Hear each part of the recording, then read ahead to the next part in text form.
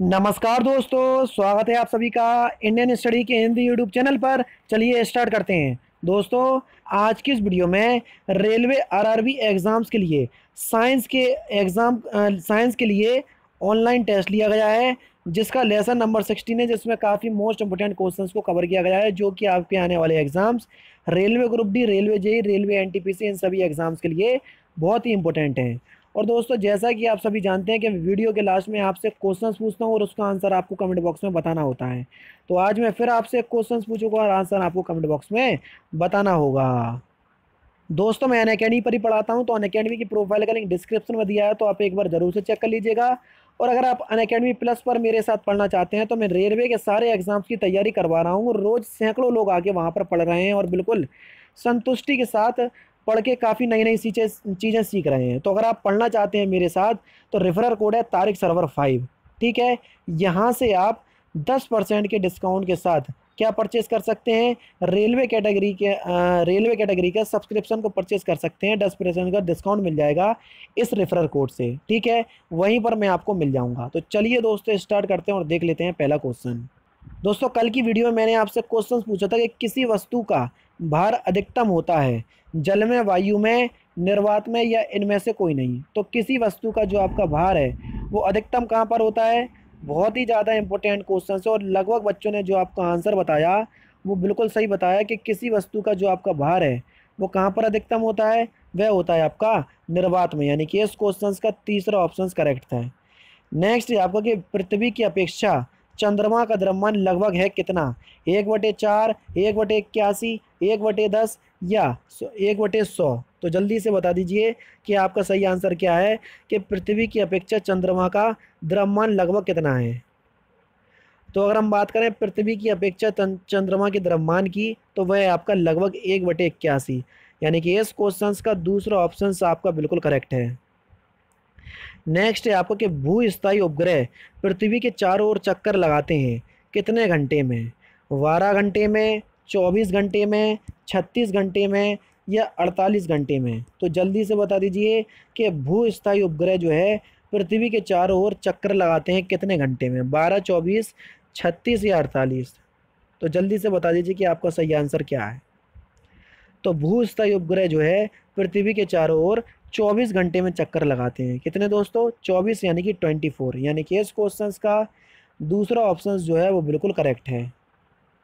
Next question से आपको कि पृथ्वी पर वायुमंडलीय दाब का कारण क्या है, ये हमसे पूछा गया है।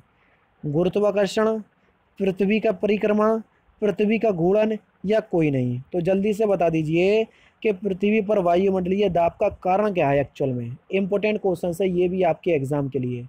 पृथ्वी पर वायुमंडलीय दाब का कारण क्या है, बहुत ही ज़्यादा इंपॉर्टेंट क्वेश्चन आपके एग्जाम की दृष्टि से। तो दोस्तों, अगर हम बात करें पृथ्वी पर वायुमंडलीय दाब के कारण की, तो वह हो जाए आपका गुरुत्वाकर्षण। यानी कि इस क्वेश्चन का पहला ऑप्शन जो है वो बिल्कुल करेक्ट है। कौन सा ऑप्शन, पहला ऑप्शन। चलिए नेक्स्ट क्वेश्चन की तरफ चलते हैं। नेक्स्ट क्वेश्चन से आपको कि पृथ्वी का पलायन वेग कितना होता है, ये हमसे पूछा गया है।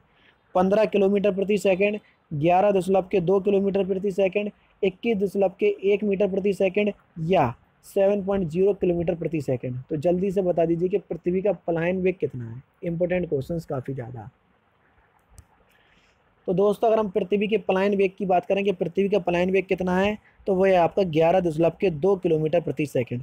यानी कि इस क्वेश्चन का दूसरा ऑप्शन आपका बिल्कुल करेक्ट हो जाएगा। पलायन वेग होता क्या है, अगर हम किसी वस्तु को इस वेग से फेंक दें अंतरिक्ष की ओर, यानी कि ऊपर की ओर 11.2 किलोमीटर प्रति सेकंड से, तो ये पृथ्वी के गुरुत्व क्षेत्र को छोड़कर कहाँ पर चली जाएगी, अंतरिक्ष में चली जाएगी। तो इसे कहते हैं पलायन वेग। नेक्स्ट है आपको कि जब कोई वस्तु ऊपर से गिराई जाती है तो उसका भार क्या होता है।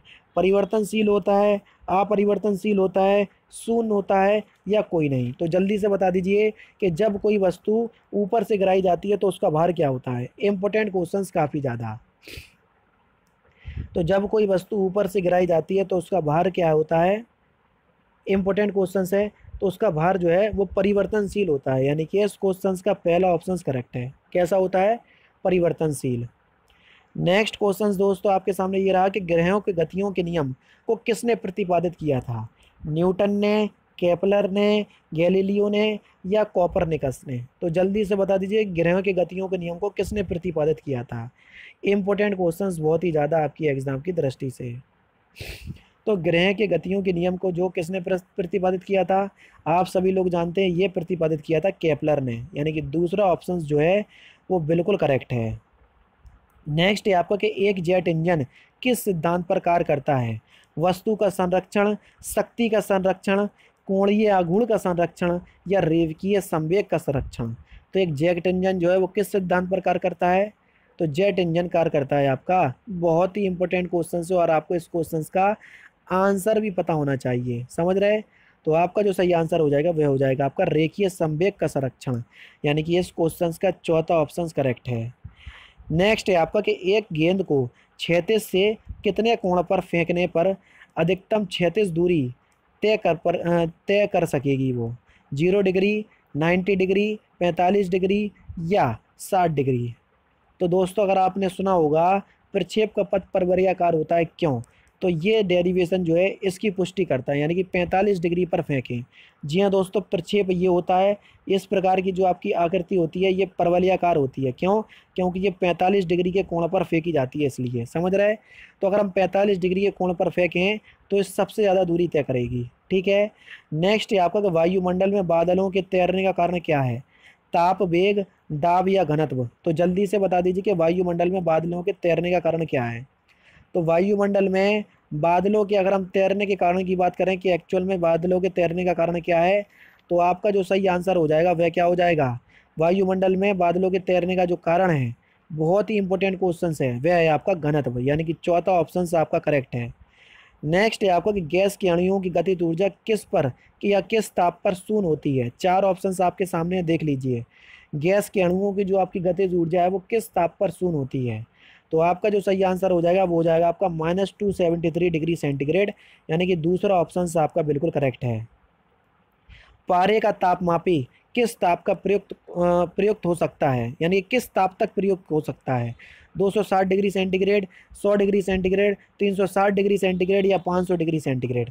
तो पारे का तापमापी जो है वो किस ताप तक प्रयुक्त हो सकता है, तो वो हो सकता है आपका 360 डिग्री सेंटीग्रेड, यानी कि इस क्वेश्चन का तीसरा ऑप्शन आपका बिल्कुल करेक्ट है। किस ताप तक दोस्तों, 360 डिग्री सेंटीग्रेड ताप तक क्या हो सकता है, प्रयुक्त हो सकता है। नेक्स्ट है आपका कि प्रिज्म द्वारा किस रंग का विचलन अधिकतम होता है, ये हमसे पूछा गया है। बैगनी, लाल, नारंगी, हरा? तो जल्दी से बता दीजिए कि प्रिज्म द्वारा किस रंग का विचलन अधिकतम होता है। इंपॉर्टेंट क्वेश्चंस बहुत ही ज़्यादा। तो आपका जो सही आंसर हो जाएगा वो हो जाएगा आपका बैगनी। जी हाँ दोस्तों, प्रिज्म द्वारा बैगनी रंग का जो आपका विचलन है वो अधिकतम हो सकता है, यानी कि इस क्वेश्चन का पहला ऑप्शन जो है वो बिल्कुल करेक्ट है, समझ गए। नेक्स्ट क्वेश्चन दोस्तों आपके सामने ये रहा कि किसी गैस, ये गैर लिखा है तो आप इसे गैस कर लीजिए, कभी कभी टाइपिंग में मिसप्रिंट हो जाता है, गलती हो जाती है टाइपिंग में। किसी गैस में उत्पन्न ध्वनि तरंग सदैव होती है कैसी, अनुदैर्ध्य, अनुप्रस्थ, अप्रगामी या विद्युत चुम्बकीय? तो जल्दी से बता दीजिए किसी गैस में उत्पन्न ध्वनि तरंग सदैव कैसी होती है। तो किसी गैस में उत्पन्न ध्वनि तरंग जो सदैव जो होती है वो अनुदैर्ध्य होती है। कैसी होती है दोस्तों, अनुदैर्ध्य, यानी कि इस क्वेश्चन का पहला ऑप्शन जो है बिल्कुल करेक्ट है। किसी गैस में उत्पन्न ध्वनि तरंग हमेशा अनुदैर्ध्य होती है।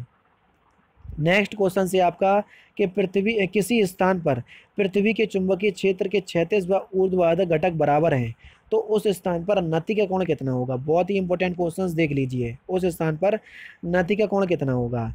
0 डिग्री, 30 डिग्री, 45 डिग्री या 60 डिग्री?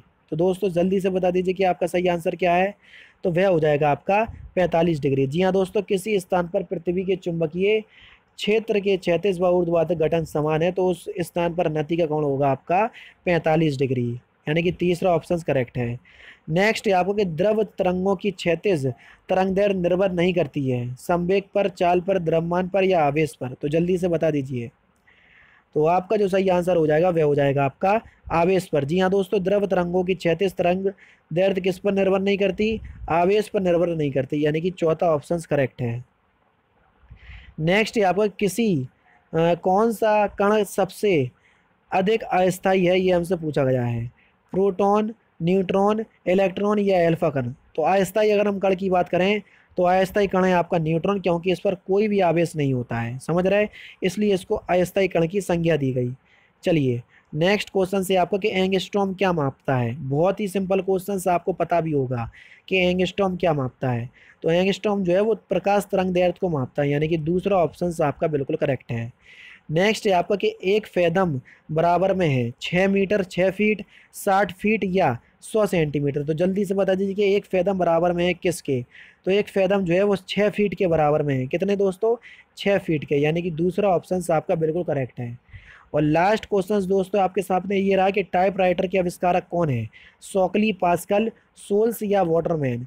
तो टाइपराइटर के आविष्कारक की अगर हम बात करें तो वो हैं आपके सोल्ज, यानी कि इस क्वेश्चन का तीसरा ऑप्शन जो है बिल्कुल करेक्ट है। तो दोस्तों ये थे आपके 20 मोस्ट इंपोर्टेंट क्वेश्चंस जो कि मैंने आज की इस वीडियो में आपको पढ़ा दिए। अगर आपको लगे कि मैं आपके लिए थोड़ी भी मेहनत कर रहा हूँ तो वीडियो को लाइक कीजिए, अपने दोस्तों के साथ शेयर कीजिए, जहाँ भी जो भी रेलवे के सभी एग्जाम की तैयारी कर रहा है। तो दोस्तों फिलहाल की वीडियो में तो सिर्फ इतना ही, लेकिन जाने से पहले मैं आपसे एक क्वेश्चन पूछना चाहूँगा और आज उसका आंसर आपको कमेंट बॉक्स में बताना है। तो आज का जो आपका क्वेश्चन है वो ये रहा आपके सामने। शुद्ध जल का क्वथनांक फ़ारेनहाइट स्केल पर कितना होता है? 100 डिग्री, 104 डिग्री, 232 डिग्री या 212 डिग्री। तो सही आंसर आपको कमेंट बॉक्स में बताना है। तो दोस्तों फिलहाल की वीडियो में सिर्फ इतना ही। अगर आपको वीडियो पसंद आए तो प्लीज़ वीडियो को लाइक कीजिए, शेयर कीजिए और साथ ही साथ मेरे चैनल को सब्सक्राइब करना ना भूलें, क्योंकि मैं रोजाना इसी तरह की वीडियोज़ आप लोगों के लिए लाता रहता हूँ। नमस्कार दोस्तों, जय हिंद, जय भारत।